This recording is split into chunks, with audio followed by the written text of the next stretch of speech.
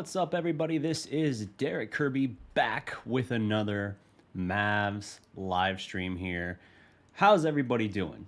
How are we doing here? We feeling good today? Yesterday was Mavs Media Day, and we have some interesting takeaways, right? It's a new regime, so we have new opinions to get. This isn't the last 12 years where we've kind of heard similar thoughts, if you will, from Rick Carlisle and how they're going to approach the upcoming season. It remains to be seen, but this is new ground here with Jason Kidd as the head coach, and there were a lot of questions. Whether that was how do you feel, obviously, about the team moving forward? Again, it's a new coach, so that perspective is important. And how are they going to utilize Kristaps Porzingis? How do they feel about him coming in? In what ways are they going to use him? Where are they going to play him? Different things like that matter in evaluating this team. Now, as you see from the thumbnail, this is a very interesting setup as well. These two pictures of Luca Doncic taken from Media Day last year, that being the one on the left, and on the right is this year's photo here. We have certainly looks like a more in shape, focused Luca Doncic than we had last year. Now, last year, the messy hair not really doing him many favors, but even Luca himself said he didn't come in last year in his premium shape, which was something that we were critical of. I was critical of as well. It took him a while to get going in the season, and that's why through the first month last year, his three-point percentage, for instance, was really, really rough. And then as he worked his way into shape, he got better and started playing more like the Luka Doncic we anticipated seeing. Playing in the Olympics this year with Slovenia, aside from 2 weeks that he acknowledges taking off, that's when you had the whole Luka Doncic thing, which was blown out of proportion anyway, because you have all these other fan bases who are so starved and desperate for their players to be seen in the same light as Luka that they're trying to say, like, oh no, look, our dude's in the gym working out. And Jason Tatum, for instance, was one. Like, oh, look at him. Look how buff he looks in the gym. And then meanwhile, look at the photo we got of Luka this week. Luka smoking hookah. All right, cool. And you go a week further into the future, you have an Instagram photo of Tatum floating in a pool and Luka Doncic working in the gym, and he's as lean as he's ever been. Like, it's so reactionary and pointless. I don't even like getting into all that garbage. But because he played for Slovenia, and because he only took a couple weeks off to kind of get his mind revitalized and refocused, you have it looks healthier and more in shape Luka Doncic, ready to go for the 2021-2022 season. And that is very good news for the Dallas Mavericks and very bad news for anybody else in the league, because if Luka Doncic comes out firing early on all cylinders, or damn near all cylinders, Dallas is going to get off to a quick start. And it's not going to be like last year where they fell off. Now, granted, that was health and safety protocols, where they fell off, had that brutal stretch of like 18 games where they went something like 4-14 and then had to dig their way out for a while. Eventually they got over it and they got all the way to the 5 seed, which is great. But you need to take into account if they don't have that struggle earlier on, they don't draw the Clippers. And that's, say what you want about how they pushed them to 6 last year or 2 years ago and then 7 last year, and how great Luka individually was. That's great, but the Clippers were still a tough draw matchup. It took Luka playing at that obscene level for them to get to 6 and then to get to 7. So if you're able to not have that 4-14 stretch, you might have avoided that draw altogether and gotten a more favorable matchup. That's why it's important to start early. You can't win a division or, really stake a claim to a playoff seeding in the first month or two of the season, but you could damn sure lose it. And that's kind of what happened last year. Granted, through means that were out of their control. What's also interesting here is Jason Kidd talking about Kristaps Porzingis, the much maligned Kristaps Porzingis. Where does he fit in this offense? How is he going to be utilized by the Mavericks here? Well, Jason Kidd answering that question for Kevin Gray Jr., specifically talking about what they're going to try and do with KP moving forward. This is a quote from Jason Kidd here, asked on the question by Kevin Gray Jr. Quote, "We want him to be himself. There is no pressure. He just has to be a basketball player and rely on his strengths. I really believe he's going to have a great year." They elaborated on that a bit by saying they are going to play KP at the 4, which he has routinely expressed his preference for. That's interesting because that tells you, okay, if he's your 4, that means probably Dwight Powell is still your starting center, which I don't love. But okay, so you have Luca, probably Hardaway, Bullock, KP, Dwight. Is that what we're thinking? Or are you bringing Dorian off, or are you bringing Bullock off the bench and having Dorian as your starter? I don't know exactly what they're going to do, but you kind of get a better sense for it looking at KP at the 4. Like, that kind of helps you envision the rest of the lineup for the most part. So that's interesting. I think that is a better position for KP to play in. They also said that they anticipate playing KP more in the post, letting him post up more, which is something that towards the end of Carlisle's stint, and as he utilized KP, basically completely phased out almost entirely. And that is something KP can do reasonably. Now, he's acknowledged in this, in KP talking about his offseason, not just, hey, it's a healthy offseason and I actually had a chance to not just be rehabbing an injury or trying to get into shape, but specifically working on my game. More than that, he said he feels like he really found a good balance between strength training and staying lean and dynamic. He said, if you recall, in his first year actually playing for Dallas, when he put on a lot of muscle before the season, he said he struggled, if you recall, that year until they hit about January. Then he got going, and then he was great through the bubble until his injury. He was thicker in the start of the year. And then after the restart, granted his turnaround started before the restart, once they went into the bubble, he wasn't quite as muscular as he had been because they had, I don't remember how many weeks it was off. Basically, I think 2 months off from the season. And so he was leaner at that point. And he was better in the bubble. That was the peak form of KP we've seen offensively with the Mavericks. Really, I'd say a total package with the Mavericks.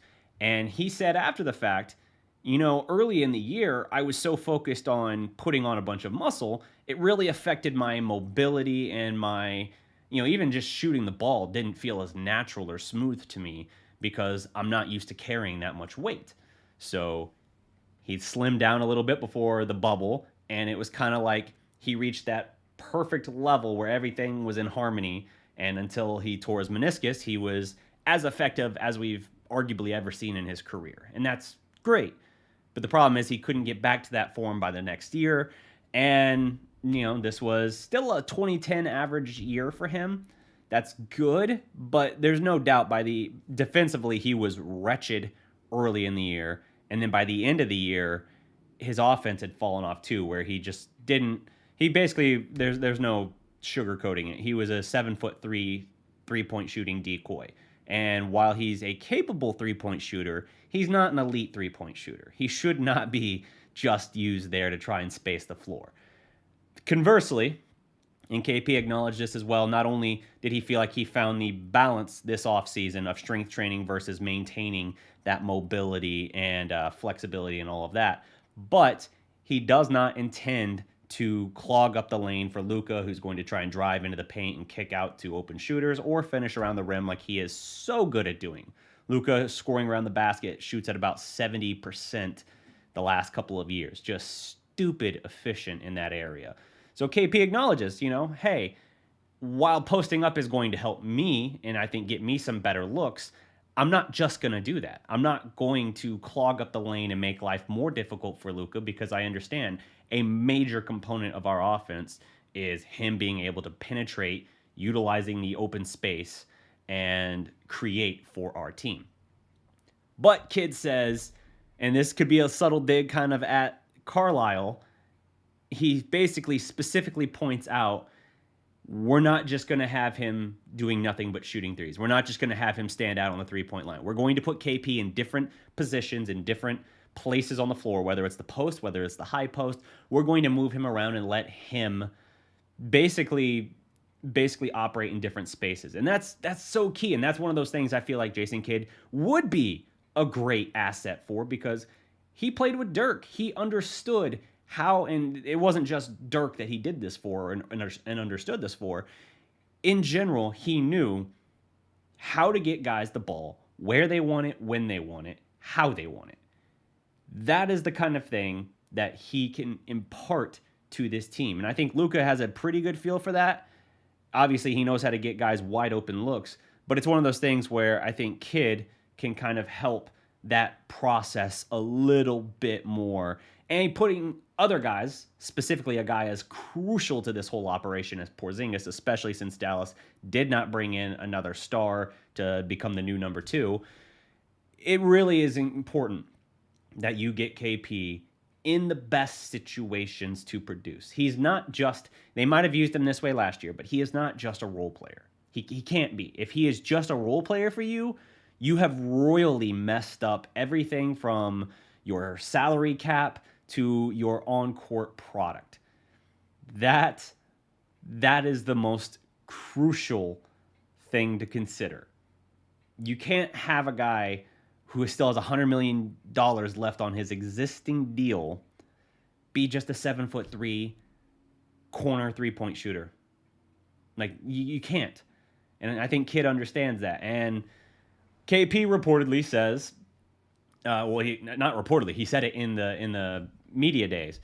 He was asked about it. We saw, as I talked about previously, he had demanded, or rather voiced a desire for, if you want to put it that way, to be traded after the playoff series this year against the Clippers. Obviously, that was not followed through on. I think Dallas understood, hey, we're going to be undergoing some changes anyway. We know that it would be incredibly difficult to trade your contract, which still has 3 years and $100 million left guaranteed. It'd be difficult to move you, and especially with how you've been performing, even if that's our own fault largely, or in a good part, then we're getting a bag of beans, maybe not even the bag with the beans. Or just an empty bag, whichever sounds worse to you. That's what they would have been getting in return. So I think they didn't really have a true desire. They might have we'll kick the tires, we'll ask around, but we're not really shopping you. And so I think that's how they got to the situation where they're like, look, if it's line in the sand, KP or Carlisle, well, Carlisle might not be working out anyway because, yeah, we haven't won a playoff series since the 2011 finals. We're 0-5 since then in the first round. Lost to the... Let me see if I can recap this. Lost to the Thunder. Lost to... You know what? Yeah. Lost to the Thunder. Lost to the Spurs. Lost to the Rockets. Lost to the Clippers twice. That's been the playoffs for Dallas since the title. And they've pushed the Clippers to 7. They pushed the Spurs to 7. They pushed the Clippers to 6. They pushed the Rockets only to 5. And they got swept by the Thunder back then as well. There was another time as well in there that I forgot where they faced the Thunder again, and they did win a game. But their immediate defense of their title in 2012, they made the playoffs, got swept by the Thunder. And then there was another series in Durant's last year in Oklahoma City where they actually did win a game. So they lost in 5. So 6 straight first-round exits for Dallas. And given the uncertainty and the unbalance in his relationship with Luca, their inability to connect and see eye to eye often enough, I think the line was just pretty clear in the sand that, look, our future is staked. Obviously, Luca is the franchise, the face of the franchise at this point. You don't lose him for anything if you can help it. And KP is vital to where we are. We're in marriage counseling is how I view this for the Mavericks and Porzingis. And I think they saw that and they said, you know what? We need to go a different direction. And so Carlisle, not being willing to fully perhaps abide or submit to these changes they were wanting, just decided, you know what? I'm just going to leave. I'm just going to resign. And that was that. So, with that being the case, KP has expressed that, yeah, I'm not seeking a trade anymore. I do feel like it's a fresh start. And what's interesting to me is it's not just KP saying this. It's not just KP saying it feels like a breath of fresh air. Tim Hardaway Jr. said the same thing.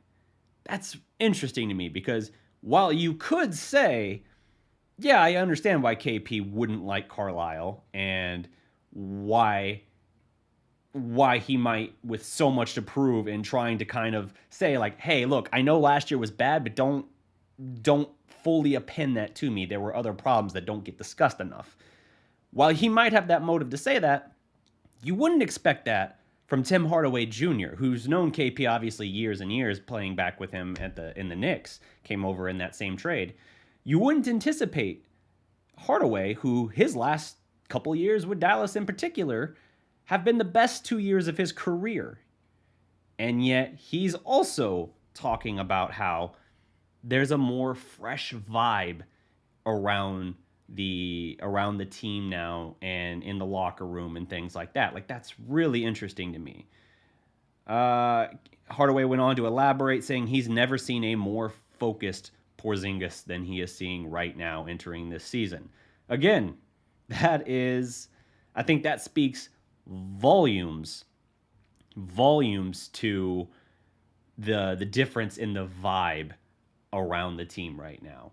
And a lot of that does come from the top. We talked about how I think Carlisle, in terms of basketball knowledge and X's and O's and stuff like that, I think he is a good coach. Even still, I think he's a good coach. I just think the culture shifted, and maybe it could be a little bit in part just that he's overstayed.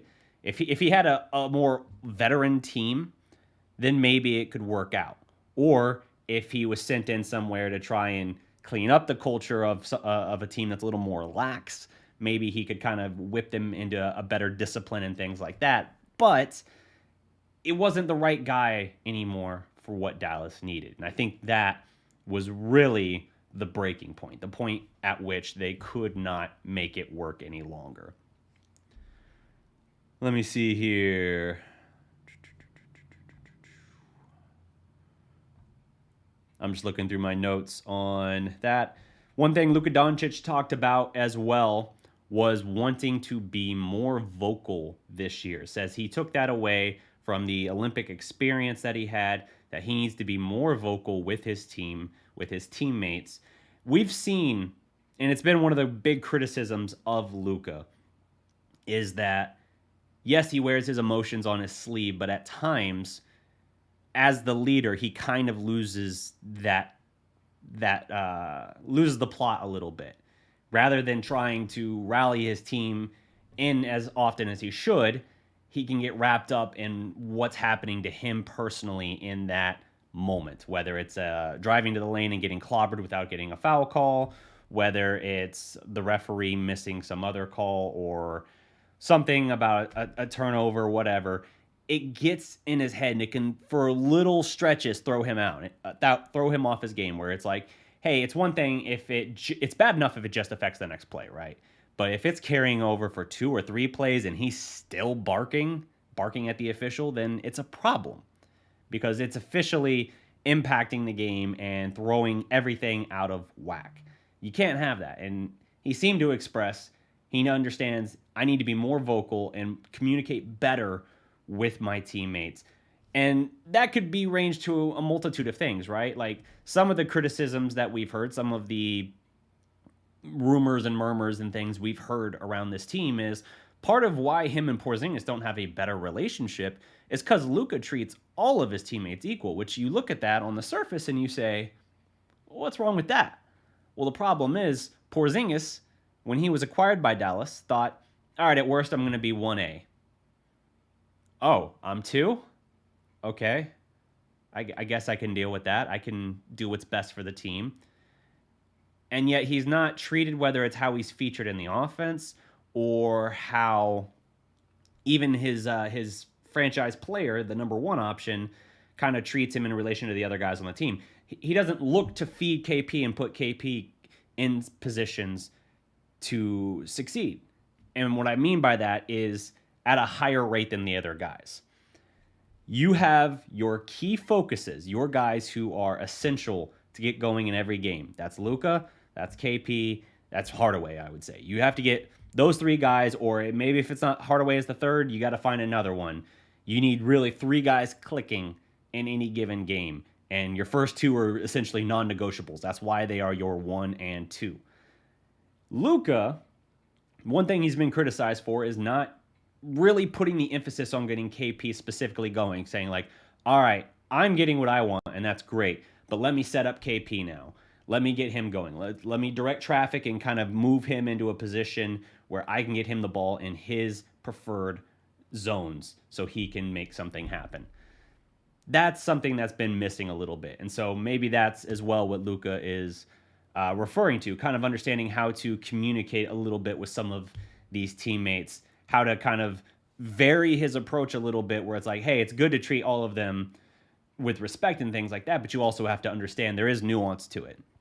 If you recall, one of the criticisms I addressed regarding Jason Kidd was he treats everybody with the same broad brush. He doesn't change any nuance as a coach to, okay, I coach this guy this way. This guy, though, doesn't respond as well to that, so I need to change my approach. Kidd didn't do that. It was all just, when all you have is a hammer, everything looks like a nail. That was his approach. Just keep clanging and banging away with the hammer, and they would have to reshape or yield in some way to what you needed. And the same can be said here with Luca's approach to communicating with his teammates, I think. I think you can say, and by the way, this is not intended to sound like a criticism. This is just my analysis, my opinion, based on everything that we've seen and heard. You can't just have one broad approach for the whole team.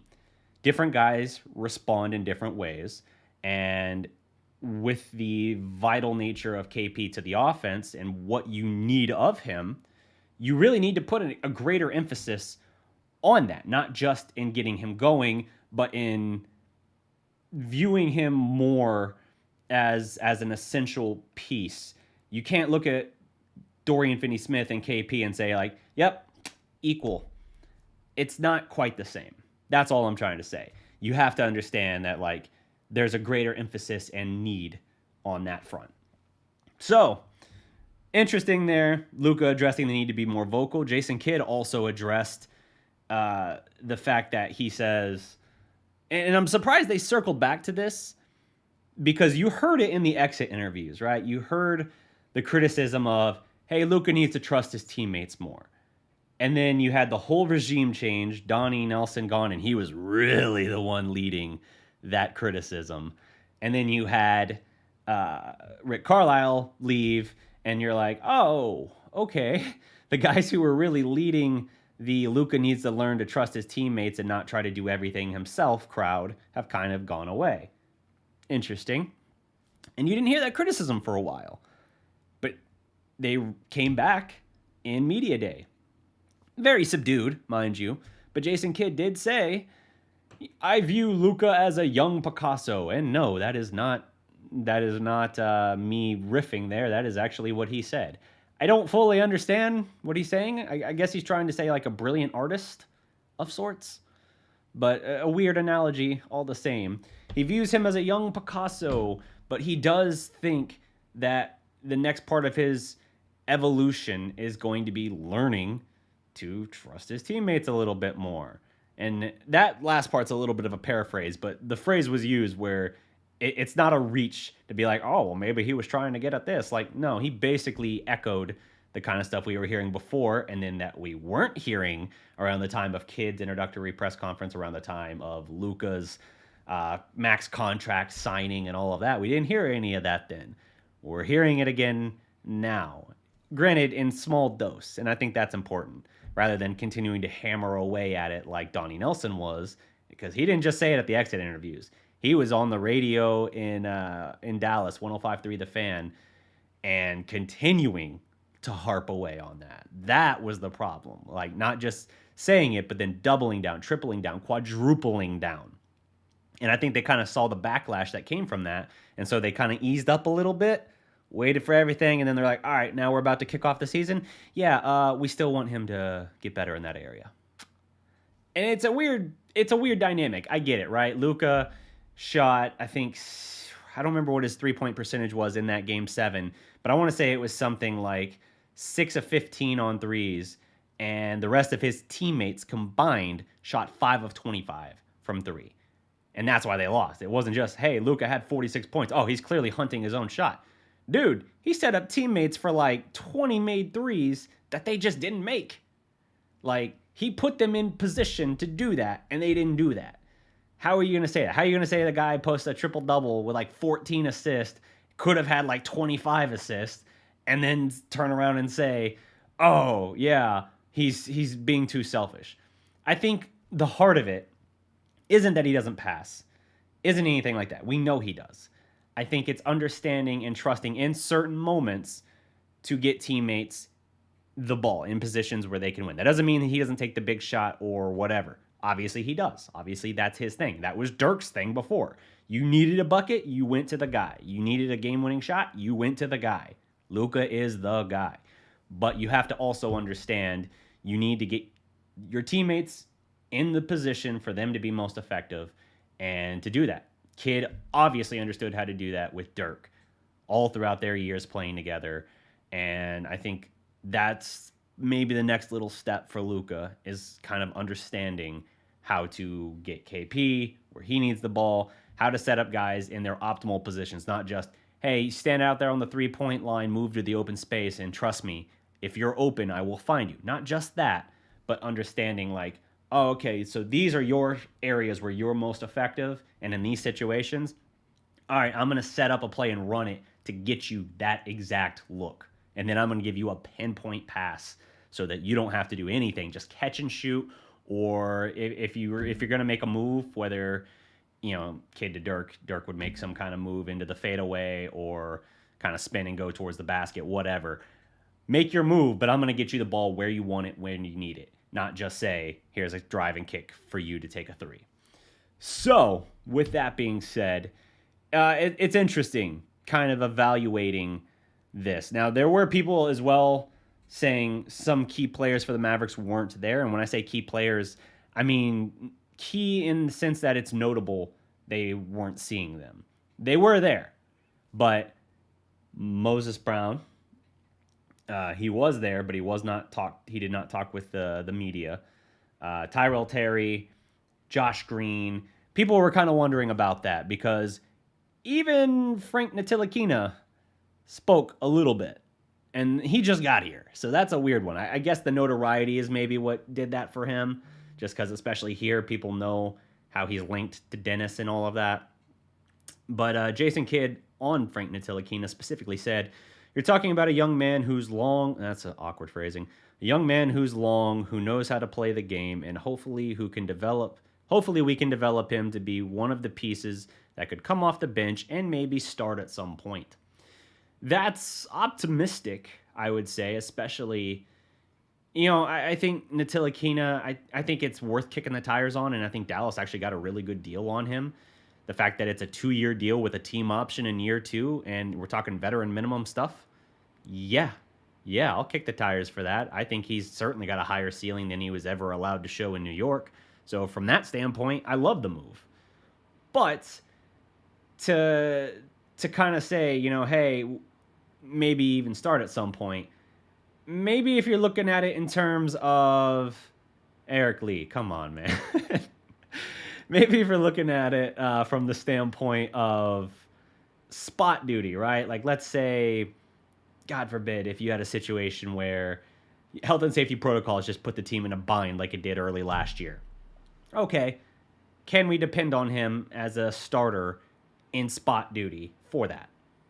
If so, okay, I'm fine with that. Obviously, you might not have much alternative, but you want him to be capable in that role. Not just doing it to do it, because you have no choice, but you want him to be capable. That's fine. I think that's fine. But I think other than that, he probably needs to be a middle-of-the-rotation kind of guy. Because what he brings has value, but I think it's going to take some time, as Kid even referenced, to develop him. He needs a little time. He's a capable player with a lot of great intangible tools, but he has not been able to put it all together in the NBA yet, and the Knicks are not the team to develop you. Julius Randle broke out well before he got to New York. Now, has he ascended further?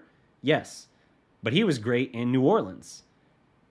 I mean, really only his LA years were He went to New Orleans, was sensational for what, a year and a half, 2 years? Still blows my mind Dallas refused at any point to look at him. But it's intriguing. It's intriguing to consider what you could have now, because I think Kidd could develop some of these guys. And having a point guard like Luca certainly helps. But yes, those were my general takeaways from Mavs Media Day yesterday. I think the team I think they're going to be good. I do. While I acknowledge they did not have the free agency bonanza that we said they needed, and I was very harsh about that. I was vocal anytime I referenced in the last year, this offseason and this free agency we just had, I said Dallas needed a home run. I said, if you're not going to give me another star, like a number 2 or at least a number 3, you have to at least give me multiple moves that make a lot of sense, where the sum of those parts are bigger than the big splash a single signing might have done. Are the sum of the parts being Reggie Bullock, Sterling Brown? Obviously we know what the Luca extension is. That goes without saying. But Tim Hardaway Jr., bringing him back. Are the sums of these moves, Frank Ntilikina now you can add in there, are they bigger than if you had made one key acquisition? Honestly, I don't know right now. I'm leaning towards no, but I'm willing to say, all things considered, if KP stays any degree of healthy and steps up to be that number 2 scorer we saw from January of his first season playing with the Mavericks until he got hurt in the bubble, if he can find that form he had again and be consistent, a lot of these problems are going to take care of themselves. If you got Luca and KP dialed in and producing, you're going to be able to beat anybody. And I've said that for 2 years. The problem is we've not had KP upholding that into the bargain. So Luca, in shape, ready to go, looking mid-season form already. KP, if he can step up and actually be put in situations to succeed instead of being used as a $153, $158 million decoy or just role player, then you're going to achieve a lot just on that basis. That's why I'm still optimistic. I think Luca has yet another gear he can click into, another step forward he can take.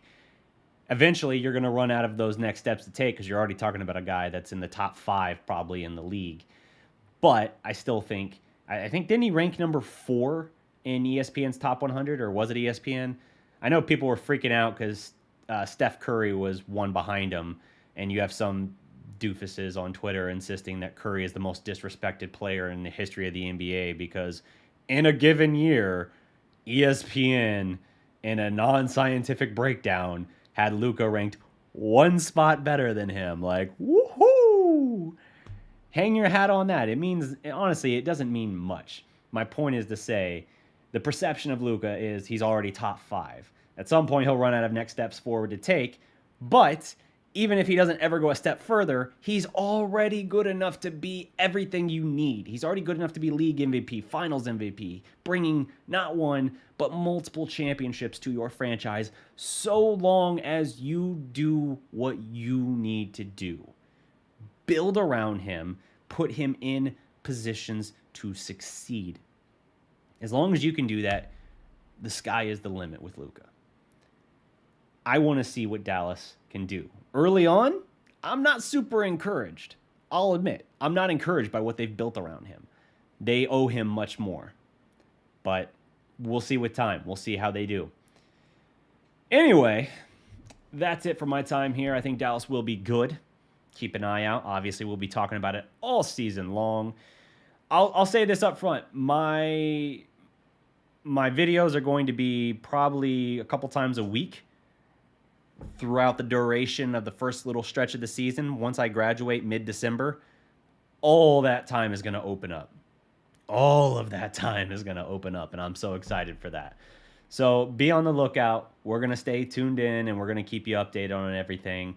And we'll look to roll out Dallas Prospect 3.0 when that time comes. But until then, that's all my time. Don't forget to like the video, leave a comment below, subscribe to the Dallas Prospect. And until next time, guys, remember, every legend was once a prospect. Peace!